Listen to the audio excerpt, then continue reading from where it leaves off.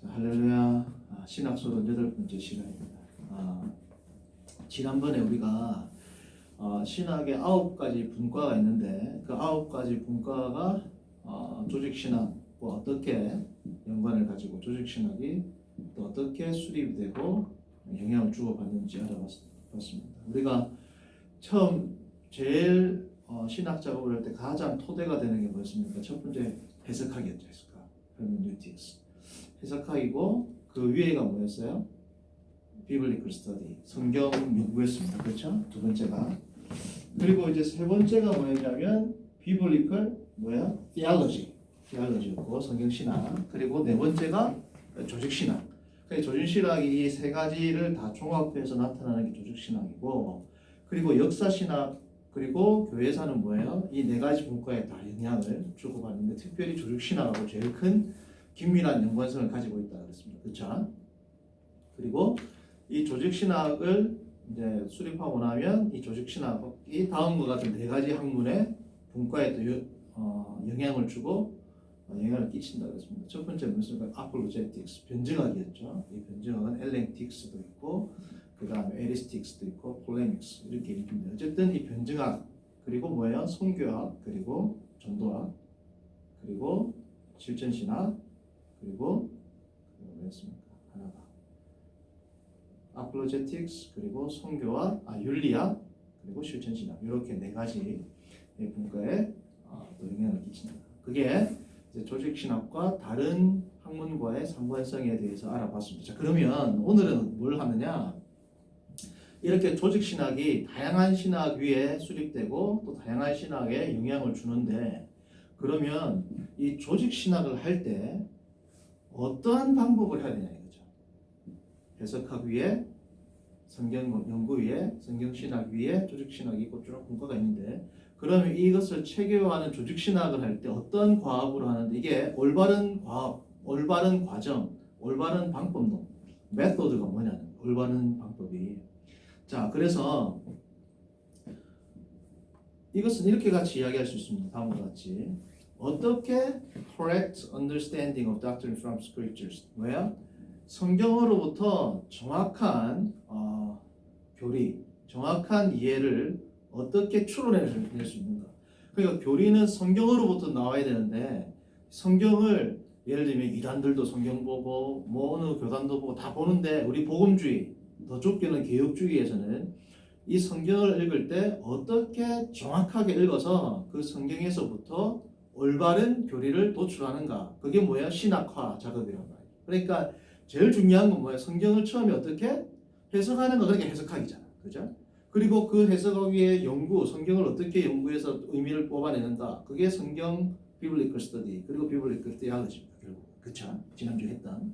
자, 그러니까 이 성경으로부터 어떻게 정확한 의미를 찾아낼 수 있는가에 대해서 이야기를 하는데 이 복음주의 시스테메틱 테올로지, 그러니까 복음주의 교의학, 복음주의 조직신학과 empirical science, 그러니까 경험과학과의 유사성이 있다. 방법론적인 유사성이 있다라는 겁니다. 그래서 이 경험과학이라는 것은 우리가 잘 아는 형식과학, formal science와 대비되는 개념이죠. 형식과학은 뭐가 있습니까? 형식 논리학, 논리학. 그러니까 형식 논리학이라는 건 그런 겁니다. 형식적으로 다시 말하면 논리적인 사고, 논리적인 체계, 사고적인 체계가 논리적으로 잘 짜임새 있게 논리를 구성하는가를 구성하는 게 뭐냐면 형식 논리학이고, 그러니까 형식 논리학과 우리가 잘 아는 수학, 이게 뭐냐면 형식과학입니다. 수학은 경험과학이 아니잖아요. 여러분 2 곱하기 2는 4인데 예를 들면 10 곱하기 20은 뭐예요? 200이죠. 이거를 경험해가지고 10개짜리를 20개를 넣어가지고 200을 아는 게 아니잖아. 이거는 뭐예요? 형식과학이라는 거죠. 그런데 이제 경험과학이라는 것은 우리가 제일 대표적인 경험과학이 뭐예요? 자연과학입니다. 자연과학. 그죠? 두 번째가 뭐예요? 사회과학도 경험과학입니다. 사회과학에 들어간 게 뭐예요? 요즘에 뜨고 있는 뭐 심리학, 사회학, 정치학, 심지어 예술학, 종교학, 윤리학 이런 것들이 다 뭐야? 사회과학이란 말이죠. 그러니까 사회과학과 자연과학을 종합해서 뭐라고 하는 경험과학이라고 하는데 경험과학에서 추구하는 경험과학을 수립하는 그 방법론과 복음주의적 조직신학을 하는 방법론 간에 뭐가 있다? 유사성이 있다라는 겁니다. 그런데 성도님들 잘 이해해야 되는 게 경험과학과 혹은 자연과학과 복음주의적 조직신학이 같다 이렇게 버리면 큰일 납니다. 그러니까 경험과학과 조직신학과의 관계를 어떻게 설정하느냐에 따라서 자유주의가 나올 수 있고 진보적인 성향의 복음주의가 나올 수 있고 복음주의, 개혁주의적이고 보수적인 복음주의가 나올 수 있다. 그러니까 자연과학과 조직신학은 같은 선상에서 연구해야 된다. 이러면 자유주의로 나가게 됩니다. 잘못하면 큰일 납니다. 그게 이제 헤르만 바빙크의 책에 5장, 6장 그리고 그것도 나와요. 그리고 8장에도 나오고 7장에도 어쨌든 뒤에 가면 나오거든요. 성도님들 읽어보시면 알아요. 그래서 자연과학에 대한 전제를 어디까지 허용을 하고 자연과학을 사용하는 방법론을 어떻게 적용하는지에 따라서 얼마나 철저하게 복음주의적이고 개혁주의적인지에 대한 게 나온단 말이죠. 그러니까 미국의 저명한 조직신학자 찰스 하치라고 있습니다. 아주 보수적이고 개혁주의 신학자인데 이 찰스 하치는 자연과학적인 방법론을 어느 정도 도입을 합니다. 그래서 내용은 아주 개혁주의인데 자연과학을 연구하는 그 방법론에 대해서 어느 정도의 전제를 가지고 도입을 하는 것조차도 헤르만 바빙크는 비판했거든요. 그렇다고 해서 뭐 찰스 하치가 주장하는 개혁주의적 교리의 내용이 뭐 변질되었다거나 진보적인 건 절대 아닙니다. 아주 보수적인데 그 방법을 적용하는 절차에 있어서까지도 바빙크는 더 치밀하고 개혁주의적이기를 원하고 더 은밀하기를 원했다는 겁니다. 그럼에도 불구하고 헤르만 바빙크도 9장에 시작할 때 그도 인정하고 있는데 뭐냐면 헤르만 바빙크가 이야기할 때도 8장입니까? 어쨌든 그때 뭐라고 이야기하냐면 경험과학적인 그러한 공통점이 있다는 겁니다. 조직신학과 경험과학 혹은 자연과학과의 공통점이 있다. 무슨 공통점이 있을까요? 성도님들. 조직신학은 보이지 않는 하나님을 다룹니다. 맞아요? 아니야? 삼위일체 하나님을 다룬단 말이죠. 기본적으로. 가장 중심되는 교리는 삼위일체 하나님 신론입니다. 신론으로부터 다른 모든 교리가 다 파생돼요. 그러니까 신론이 가장 중심이고 가장 핵심이고 이 신론으로부터 다른 교리들이 다 파생됩니다. 그런데 삼위일체 하나님 눈에 보입니까? 안 보인단 말이죠. 그러면 안 보이는 대상에 대한 학문을 하는 조직신학과 눈에 보이는 데이터를 근거로 해서 하는 자연과학과에 공통점이 있다. 뭐가 있겠습니까? 그래 이 공통점은 모든 개혁주의 신학자들이 다 인정하는 바입니다. 자, 무슨 공통점이 있느냐? 이건 objective data 뭡니까? 객관적인 데이터를 가지고 다루는 학문이라. 이 객관적인 데이터를 가지고 다루고 이 객관적인 objective data가 바로 뭐라는 거야? starting point. 이게 출발점이라는 거예요. 자연과학에서는 objective data가 뭐예요? 자연 현상이라는 거죠. 그렇죠? 예를 들면 심리학에서는 뭐예요? 사람들의 심리가 드러나는 사람들의 현상이란 말이죠. 예술은 뭐 예술적인 현상들, 정치는 정치적인 사례들. 자, 그러면 경험과학에서는 이렇게 객관적인 사료들로부터 학문을 추구하기 시작한다면 조직신학은 뭐로 시작할까요? 객관적인 게. 객관적인 자료가 뭐가 있을까요? 성경입니다. 같은 거잖아요. 그죠? 성경을 토대로 우리 조직신학도 복음주의적 조직신학도 시작합니다. 근데 이 성경을 가지고 객관적인 데이터를 시작하는데 어떤 방법론으로 어떠한 전제로 하느냐에 따라서 아까 말씀드린 바와 같이 보수적이냐 진보적이냐 자유적이냐 쭉 나온단 말이죠. 그러나 출발점을 성경으로 한다는 것은 모든 신학의 뭐야? 공통점입니다. 그러면 경험과학적인 그러한 방법론 조직신학을 할 때 경험과학적인 방법론을 가진다. 이건 다른 말로 하면 쉽게 말하면 성경 갖고 시작한다는 거예요. 성경은 객관적인 데이터잖아요. 누가 보더라도 창세기 1장 1절은 태초에 하나님이 천지를 창조하시니라고 써놨습니다. 누가 보더라도 사과는 하늘에서 땅으로 떨어지는 것처럼 철수가 볼 때는 땅에서 하늘로 올라가는 걸로 안 보인단 말이에요. 그렇죠? 그러니까 객관적인 자료를 가지고 보는 것처럼 누가 봐도 창세기 1장 1절은 태초에 하나님이 천지를 창조하시냐. 이게 이렇게 어느 누가 봐도 그렇게 보인단 말이에요. 그렇죠? 이게 뭐야? 객관적인 자료의 출발점이 되는 겁니다. 자, 그런데 우리가 잘 아는 첫 번째 과업이 뭐냐? Observation in theological method. 첫 번째가 뭐냐면 induction입니다. induction. 이게 뭐예요? 우리가 잘 아는 귀납법입니다. 성도님 귀납법에 대해서는 제가 따로 설명을 안 드려도 다 아시겠죠? 자, 귀납법을 할 때 가장 중요한 태도는 뭐예요? Careful observation of facts. 다시 말하면 사실 데이터를 아주 세밀하고 정확하게 관찰해야 됩니다. 관찰을 하는데 희한하게 관찰하면은 귀납법을 가지고 이제 자료를 구성해 가지고 어떤 이론적 체계를 만들 때 잘못될 수 있단 말이죠. 관찰을 정확하게 안 하면. 그렇죠?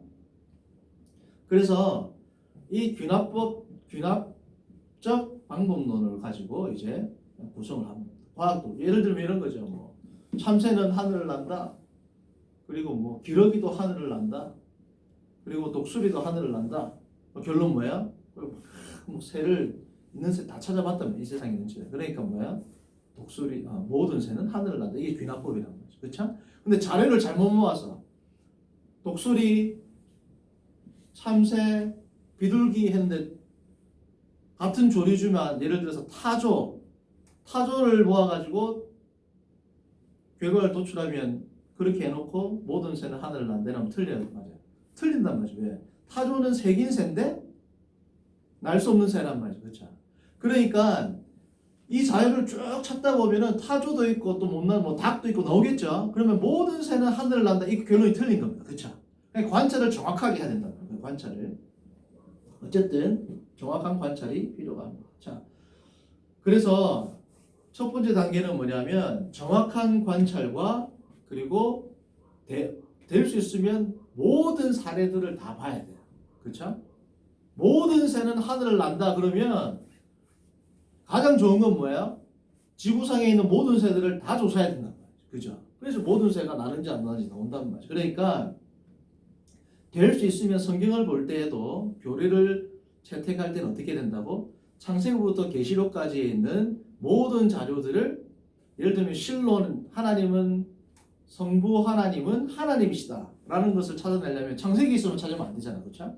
창세기부터 계시록에 있는 성부 하나님이 하나님이라는 증거를 다 찾아내야 돼. 그렇죠? 그래서 그 자료들을 어떻게 해야 됩니까? Get the pieces on the table. Getting the pieces on the table. 이 테이블 위에 쫙 모아야 된단 말이죠. 다 모아놓고 어떻게 해야 돼요? 거기로부터 결론을 도출해내는 겁니다. 그게 귀납적 방법론이라고 하죠. 그렇죠? 자, 그런데 여러분들 테이블 위에다가 제가 이제 퍼즐을 예를 들었어요. 막 간단한 퍼즐 말고 막 며칠 걸리는 엄청 복잡한 몇천 개의 조각이 있는 퍼즐이 있을 거 아닙니까? 자, 그러면 조각을 맞추려면 제일 먼저 해야 되는 건 뭐예요? 그거를 테이블 위에다가 다 쏟아내야 돼. 그거를 예를 들면 퍼즐 조각이 뭐 5,000개인데 4,800개만 있으면 완성이 돼야 안 돼. 안 된단 말이죠. 그러니까 모든 조각들을 첫 번째 테이블 위에다가 다 배열을 합니다. 두 번째는 뭐예요? 조각을 잘 맞춰야 돼요. 그러니까 첫 번째는 모으는데 두 번째는 뭐예요? Assemble into a doctrine. 예를 들면 우리가 이제 교리로 말하면 교리를 체계화할 때 자료를 아무데나 배열하면 교리가 나와 안 나와? 교리를 잘 배열을 해야 됩니다. 귀납법을 할 때 관찰된 사례들을 마구잡이로 배열을 하면 이론이 도출돼야 안 돼요. 안 된단 말이죠. 그러니까 그게 자료를 잘 배열하는 것까지가 뭐예요? 귀납적 성경 연구, 귀납적 조직 신학을 할 때 필요한 게 뭐예요? 자료를 모으고 그것을 coherent하게 일관성 있게 뭐예요? 잘 배열하는 것까지가 뭐예요? 귀납적인 신학 작업을 할 때 필요한 첫 번째 단계입니다. 여기까지 이해되셨죠? 자, 그러면 자료를 모아가지고 이론이 나온단 말이죠. 성경을 찾아보니까 성부 하나님이 하나님이네. 성자 예수님이 하나님이네. 증거가 쭉 나왔어. 그죠? 성령 하나님도 하나님이네.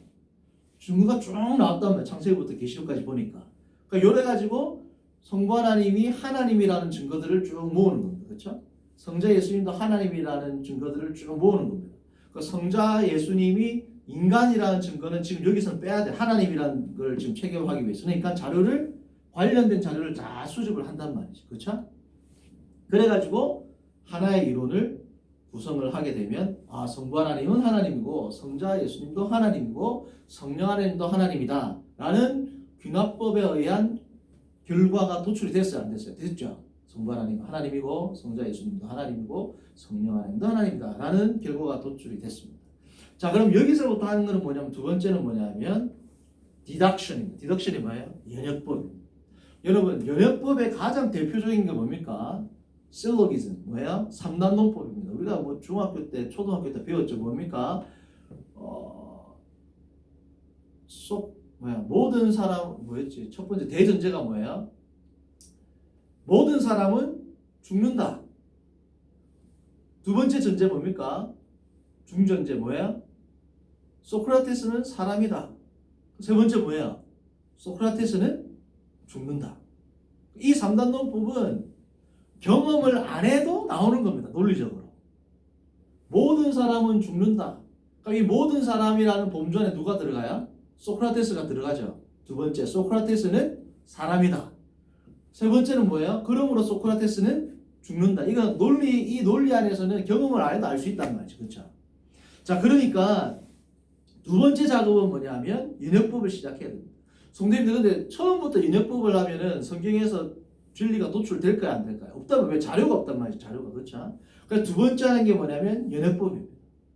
이 연역법을 토대로 해가지고 이제 도출을 하게 되는데, 이 세 번째 이건 좀 이따 설명을 드릴게요. 자, 그래서 이 연역법을 가지고 이제 아까처럼 모든 사람은 죽는다, 소크라테스는 사람이다, 그러므로 소크라테스는 죽는다. 요거를 제가 심플한 예를 들어보겠습니다. 우리 성경을 신학을 할 때 트리니티 뭐예요? 삼위일체를 한단 말이죠. 자, 삼위일체를 하는데 이제 아까 뭐예요? 성부 하나님은 하나님이다, 성자 예수님은 하나님이다, 성령 하나님도 하나님이다. 이건 귀납법 가지고 쫙 자료가 도출됐어. 지금 자료가 지금 나왔어. 그러니까 요거를 논리적으로 연역법으로 어떻게 논리화하느냐? 카메라 좀 돌려주세요. 카메라.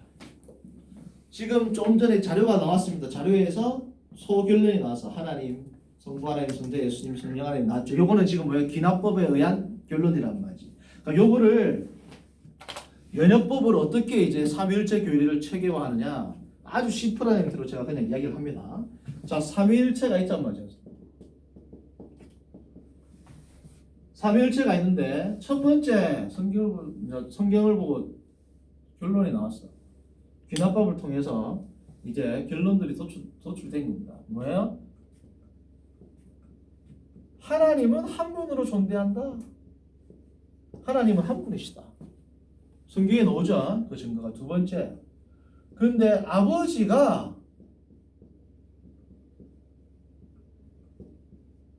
뭐예요? 하나님이다. 이 귀납법을 통해서 나왔단 말이죠. 그죠? 세 번째. 아들도 하나님이네. 그죠? 네 번째. 성령도 하나님이네. 그쵸? 자, 그러면 아까 모든 사람은 죽는다. 소크라테스는 사람이다. 그러므로 소크라테스는 죽는다. 이게 뭐라고? 연역법이잖아요. 그러니까 요 논리를 성도님들 모으면 어떤 결론이 나올까요? 하나님은 한 분인데 세 분이다. 이렇게 본단 말이죠. 그죠? 자, 그러면 이렇게 물어볼 수 있습니다. 성도님 돌려봐. 자, 그럼 이렇게 이제 성도님들 질문할 수 있습니다. 하나님은 한 분인 동시에 세 분이다. 이거는 무슨 아닙니까? 강사님. 1과 3이 양립 가능해요? 하나이면서 셋이다. 이게 논리적으로 성립이 됩니까? 안 됩니까? 성립 안 되죠. 하나면서 세 개가 어떻게 돼? 그 어떻게 이런 결론이 나옵니까? 근데 자료가 뭐예요? 하나님은 한 분이다. 성부 하나님도 하나님이다. 성자 예수님도 하나님이다. 성령 하나님도 하나님이다. 라는 이 자료가 뭐예요? 이거를 그냥 지지하게 돼 있어요. 자, 그러면 왜 이런 결론이 나오느냐? 아까도 말했습니다. 자연과학을 하는 사람들은 자료가 참이다 생각이 안 해. 사과가 하늘에서 땅으로 떨어지는 이 관찰을 했을 때 내가 보고 있는, 관찰자가 보고 있는 이 나무와 사과는 객관적인 실체고 이것은 틀림없는 참이라고 인정을 하죠. 그게 참이지 않다라고 생각하면 과학이 성립돼 안 돼. 나는 눈으로 볼 때는 사과가 하늘에서 떨어지는 것처럼 보이겠지만 사실은 하늘에서 떨어지는 게 아닐 수도 있겠네. 다른 사람들이 볼 때는 안 떨어지는데 내 눈에만 그렇게 보이는 게 아니야? 이렇게 자기가 보고 있는 이 현상들이 참이다라고 생각을 안 하면 그 위에 이론이 세워질 수 있어요? 없어요? 없단 말이지. 그러니까 경험과학에서 중요한 것은 내가 체계화하고 내 머릿속에서 이것을 이론화할 때는 틀릴 수 있지만 객관적으로 보는 어떤 현상들은 모든 사람이 봐도 다 동일하고 내가 지금 관찰하고 있는 이 현상은 참이다라는 전제 위에서 시작합니다. 그렇죠? 하늘은 파랗다라는 것이 참이다라고 생각을 안 하면 그 하늘이 파란 이유에 대한 이론들이 나올 수가 없단 말이야. 그렇죠? 마찬가지로 우리가 성경을 볼 때 전체가 뭐야? 자연과학 하는 사람과 똑같아요. 성경은 완전히 참이다. 성경은 100% 뭐야? 진리란 말이죠. 100% 진리인 성경에서 마치 사과가 하늘에서 땅에 떨어지는 걸 보고 참이라고 내가 믿는 것처럼 그건 믿음입니다. 처음 자연과학을 시작할 때 처음 믿음이란 말이죠. 내가 눈으로 보고 있는 하늘이 파랗다라고 생각하는 이 생각이 참이다라고 뭐야? 믿는 거, 증명을 할 수가 없어. 이 믿는 거란 말이지. 마찬가지로 성경은 하나님이 한 분이시다. 참이란 말이지. 이거는 성경이 그래서 놨으니까. 마치 내가 자연을 보는 것처럼. 성부 하나님도 하나님이다. 성자 예수님도 하나님이다. 성령 하나님도 하나님이다. 성경에 써놨단 말이죠. 맞아 아니야? 그러면 참이란 말이야. 이 모든 센텐스, 모든 데피니션이 다 참이면 한 분이면서 세 분이다라는 결론이 도출될 수밖에 없습니다. 맞아 아니야? 우리의 이성으로 1과 3은 같을 수 없다. 같은 자리에 있을 수 없다. 어떤 존재가 하나이면서 셋일 수 없다. 이것은 우리의 경험체계로 판단하는 거고 성경이 진리라는 전제하에서 성경을 관찰했을 때는 한 분이면서 세 분인 게 양립이 가능해 불가능해? 가능하단 말이야. 왜? 성경이 그래서 놨으니까. 가령 예를 들어 이거는 뭐 극단적인 예입니다. 모든 사람들이 사과가 하늘에서 땅으로 떨어지는데 예를 들어서 어떤 교회에는 하늘에서 공중에 붕 떠 있어요. 사과가. 그러면 이 사과라는 이 나무는 떨어지는 동시에 공중에 붕 떠 있을 수 있다 라고 말할 수 있는 겁니다. 실제로 그렇게 사건들이 나온다면. 경험에서 그런 사건들이 있을 수 없으니까 그게 성립이 안 되는 거지. 이해됩니까? 그러니까 성경에서는 마치 객관적인 자료에서 우리가 관찰할 때 그 자료를 믿는 것처럼 성경에서는 하나님은 한 분이다라고 말하는 성경 구절도 무수히 많고 성부 하나님도 하나님이다. 성자 하나님도 하나님이다. 성령 하나님도 하나님이다. 라고 이야기하기 때문에 한 분이면서 세 분이다라는 말을 우리는 참으로 받아들인단 말이죠. 그죠? 성경에서는 하나님은 한 분이시다라고 말하는 구절은 있지만 한 분 하나님은 세 분이시다 말하는 구절은 한 구절도 없습니다. 맞아 아니야? 그러나 성부 하나님은 하나님이다. 성자 예수님은 하나님이다. 성령 하나님은 하나님이다. 라고 명시하고 있는 문장이 너무 많기 때문에 그것을 연역법으로 인해서 논리적으로 도출하면 이 결론 외에는 다른 결론이 나올 수가 없어요.